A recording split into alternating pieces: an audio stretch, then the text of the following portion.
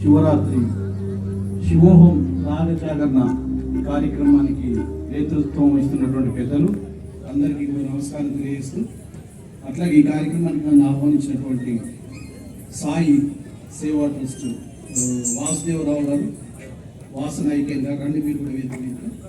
So అందరికీ నమస్కారం తెలియజేస్తూ, నా పేరు డాక్టర్ అశోక్ పరికిపల్ల.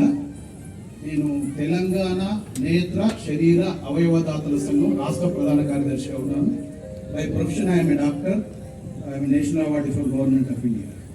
సో మీకు నేత్రదానం గురించి వారు అడిగారు. సో ఇంతకుముందు వారు చెప్పినట్టు ఇవాళ మన భారతదేశంలో 12 లక్షల మంది, ఇవాళ మనం మన కళ్ళతో ఎదురుగా ఉన్నటువంటి అన్ని కలర్స్ చూస్తున్నాం మనం, కానీ మన భారతదేశంలో 12 లక్షల మంది ఇంతవరకు ఈ ప్రపంచాన్ని చూడలేదు. అంటే వాళ్ళందరూ కూడా అంధులు, కళ్ళు లేని వాళ్ళు.